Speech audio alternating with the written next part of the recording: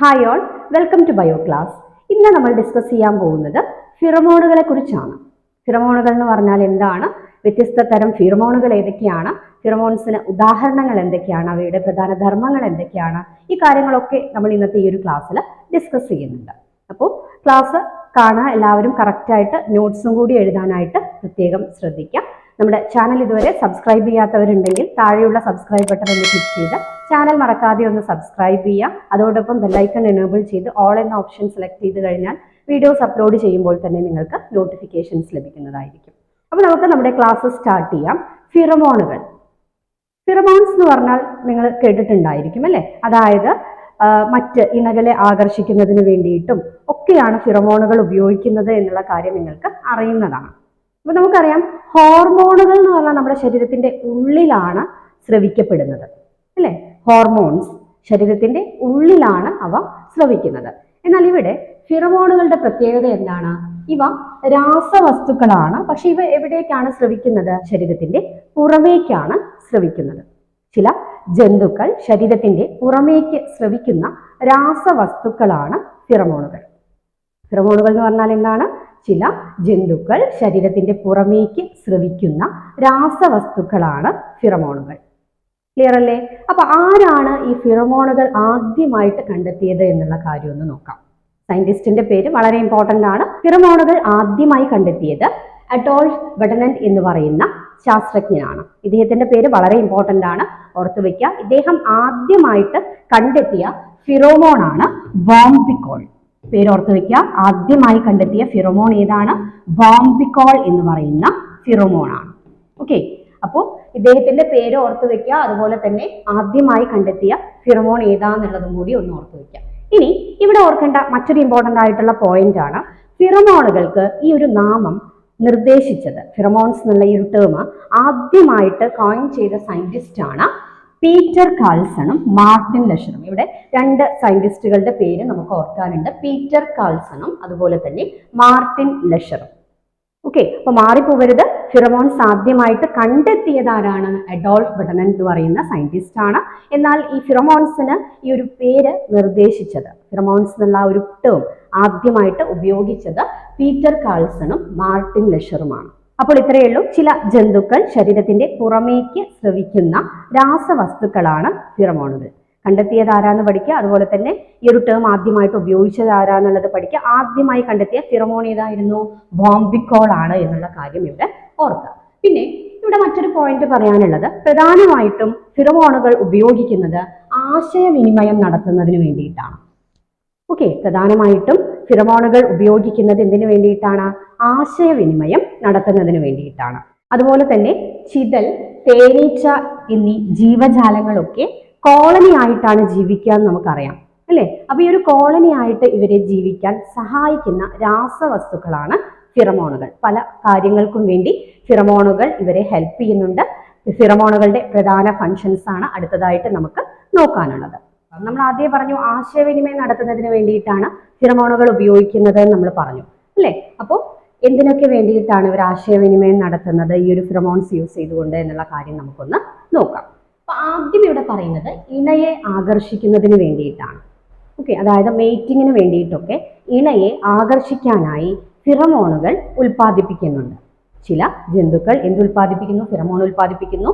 എന്തിനു വേണ്ടി? ഇണയെ ആകർഷിക്കുന്നതിന് വേണ്ടി. ഓക്കെ, അടുത്തത് ഭക്ഷണ ലഭ്യത അറിയിക്കൽ. ഏതെങ്കിലും ഒരു ഭാഗത്ത് ഭക്ഷണം ലഭ്യമായിട്ടുണ്ടെങ്കിൽ അത് അറിയിക്കുന്നതിന് വേണ്ടിയിട്ട് ചില ജന്തുക്കൾ ഉൽപ്പാദിപ്പിക്കാറുണ്ട്? ഫിറമോണുകൾ ഉൽപ്പാദിപ്പിക്കാറുണ്ട്. ഒരു ഉദാഹരണം പറയുകയാണെങ്കിൽ ഉറുമ്പിന്റെ കാര്യത്തിലൊക്കെ, ഉറുമ്പൊക്കെ നമുക്കറിയാം, എവിടെയെങ്കിലും ഒരു അരിമണിയൊക്കെ ഉണ്ടെങ്കിൽ ഉറുമ്പ് എന്ത് ചെയ്യും? അത് വരി വരിയായിട്ട് പോയി അത് എവിടെയാണോ ആ ഭക്ഷണം ഉള്ളത് അവിടെ എത്തി ആ ഒരു ഉറുമ്പ് അത് തിരിച്ചു വന്ന് മറ്റുള്ളവരെ കൂടി അറിയിക്കുന്നുണ്ട് അല്ലെ?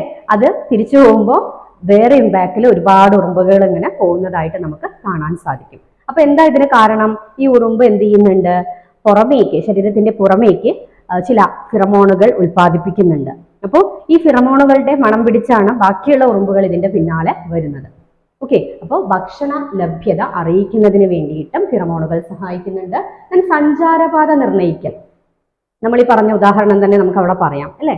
സഞ്ചാരപാത നിർണ്ണയിക്കൽ. ഇപ്പൊ ഉറുമ്പാണെങ്കിൽ നമുക്കറിയാം കറക്റ്റ് ഒരു ലൈനിൽ അവരങ്ങനെ പോകുന്നത് കാണാം അല്ലെ. അപ്പൊ ഇതെന്താണ്, മുന്നിലുള്ള ഉറുമ്പ് ഒരു ഫിറമോൺ ഉൽപ്പാദിപ്പിക്കും, തൊട്ട് ബാക്കിലുള്ളവരും ഇതുപോലെ തന്നെ ഫിറമോണുകൾ ഉൽപ്പാദിപ്പിക്കുന്നുണ്ട്.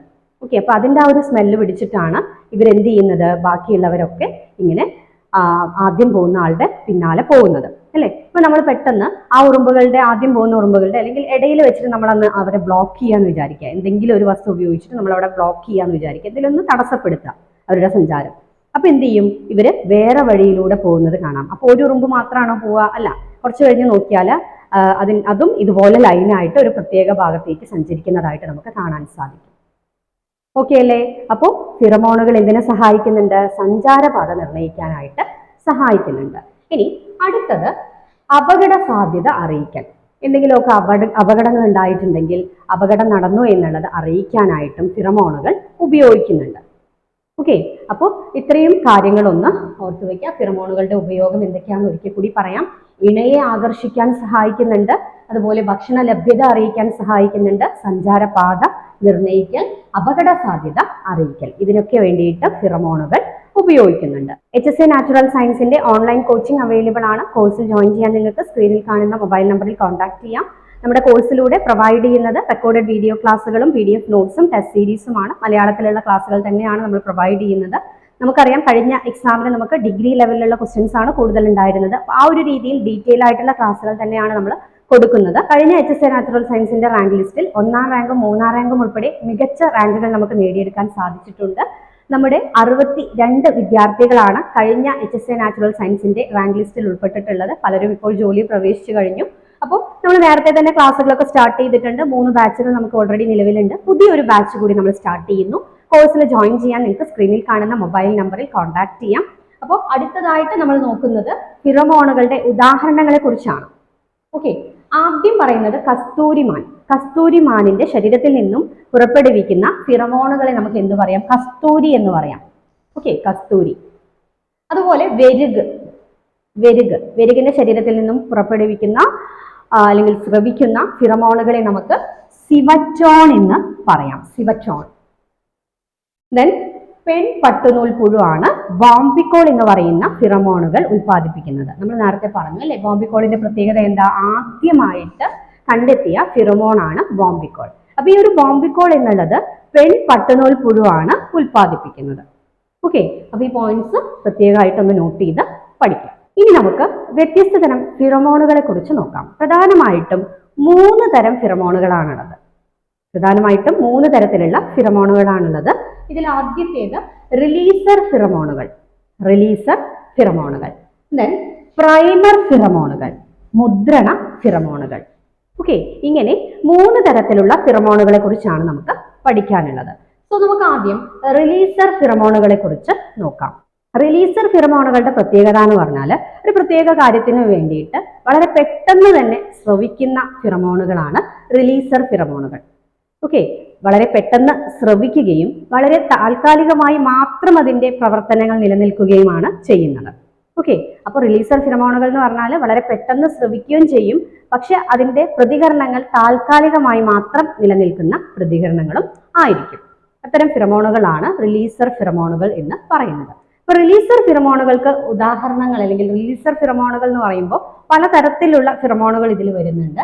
ട്രയൽ ഫിറമോണുകൾ, അതുപോലെ തിരിച്ചറിയൽ ഫിറമോണുകൾ, ആപൽ സൂചന നൽകുന്ന ഫിറമോണുകൾ, മാർക്കർ ഫിറമോണുകൾ, ദെൻ ലൈംഗിക ഉത്തേജക ഫിറമോണുകൾ. ഇവയെല്ലാം എന്താണ്? റിലീസർ ഫിറമോണുകളാണ്. ട്രയൽ ഫിറമോണുകൾ എന്ന് പറഞ്ഞിട്ടുണ്ടെങ്കിൽ സാധാരണയായിട്ട് കോളനിയായി അല്ലെങ്കിൽ സാമൂഹിക ജീവിതം നയിക്കുന്ന ജന്തുക്കളിൽ കാണുന്ന ഫിറമോണുകളാണ്. തേനീച്ച പോലെയുള്ള ജീവജാലങ്ങളിൽ കാണുന്ന ഫിറമോണുകളാണ് ട്രയൽ ഫിറമോണുകൾ എന്ന് പറയുന്നത്. കോളനിയായിട്ട് ജീവിക്കാൻ ഇവരെ ഇത് സഹായിക്കുന്നുണ്ട്. പ്രധാനമായിട്ടും ഈ ഒരു ട്രയൽ ഫിറമോണുകൾ എന്തിനൊക്കെയാണ് സഹായിക്കുന്നത്? ഭക്ഷണ സ്രോതസ് കണ്ടെത്തുന്നതിന് അല്ലെങ്കിൽ അഭയ കേന്ദ്രങ്ങൾ അറിയിക്കുന്നതിനായിട്ടൊക്കെയാണ് ഇത്തരം ഫിറമോണുകൾ സഹായിക്കുന്നത്. തേനീച്ചകളിൽ ഇത്തരം ട്രയൽ ഫിറമോണുകൾ കാണുന്നു നമ്മൾ പറഞ്ഞു അല്ലെ. അപ്പൊ ഈ തേനീച്ചകളിൽ ജോലിക്കാരികളായിട്ടുള്ള തേനീച്ചകളാണ് ഭക്ഷണത്തിനായിട്ടൊക്കെ പോകുന്നത് അല്ലെ. അപ്പൊ ഇവര് ശരീരത്തിന്റെ പുറത്തേക്ക് സ്രവിക്കുന്ന ഒരു ഫിറമോണാണ് ജെറാനിയോൾ. ഓർത്ത് വെക്കുക, ജെറാനിയോൾ. അപ്പൊ ഈ ഒരു ജെറാനിയോളിന്റെ സ്മെല്ല് അടിച്ചു കഴിഞ്ഞാൽ വേറെയുള്ള ബാക്കി അവിടെ ഉണ്ടായിരുന്ന തേനീച്ചകൾ, ജോലിക്കാരായിട്ടുള്ള തേനീച്ചകൾ ആദ്യം പോയവരുടെ പിറകെ പോകുന്നു. ഓക്കെ, അപ്പൊ ഭക്ഷണം ശേഖരിക്കുന്നതിനായിട്ടും ഒക്കെ സഹായിക്കുന്ന ഒരു ഫിറമോണാണ് ജെറാനിയോൾ എന്ന് പറയുന്ന ട്രയൽ ഫിറമോൺ. നമുക്കറിയാം, ഒരു തേനീച്ചക്കൂടാവുമ്പോൾ അതിൽ ജോലിക്കാരികളായിട്ടുള്ള തേനീച്ചകൾ ഉണ്ടായിരിക്കും അല്ലെ. അവരാണ് ഭക്ഷണങ്ങൾ ശേഖരിച്ചു കൊണ്ടുവരുന്നത്. അപ്പോൾ ഈ ഒരു ജോലിക്കാരികളായിട്ടുള്ള തേനീച്ചകൾ ഭക്ഷണത്തിനായിട്ട് പോയി എവിടെയെങ്കിലും ഭക്ഷണം കണ്ടു കഴിഞ്ഞാൽ അവരുടെ ശരീരത്തിൽ നിന്നും എന്ത് സ്രവിക്കുന്നു? ഒരു പ്രത്യേക തരത്തിലുള്ള ട്രയൽ ഫിറമോൺ സ്രവിക്കുന്നു. ആ ഒരു ഫിറമോണിനെ പറയുന്ന പേരാണ് ജെറാനിയോൾ. ഓർത്തു വെക്കുക, വളരെ ഇമ്പോർട്ടന്റ് ആണ് ജെറാനിയോൾ. ഓക്കെ, ആ ഫിറമോൺ സ്രവിക്കുന്നു. അതിന്റെ സ്മെല്ല് അടിച്ചിട്ടാണ് ബാക്കിയുള്ള ജോലിക്കാരികളായിട്ടുള്ള തേനീച്ചകൾ ഈ ഭക്ഷണ സ്രോതസ്സിലേക്ക് എത്തുന്നത്. അതുപോലെ തന്നെ ജന്തുക്കളിൽ അഭയ കേന്ദ്രങ്ങൾ കണ്ടെത്തുന്നതിനായിട്ട് സഹായിക്കുന്ന ഫിറമോണുകൾ കൂടിയാണ് ട്രയൽ ഫിറമോണുകൾ എന്ന് പറയുന്നത്. സിഗ്നലിംഗ് ഫിറമോണുകൾ എന്ന് പറഞ്ഞാൽ എന്താണെന്നുള്ളത് നോക്കാം.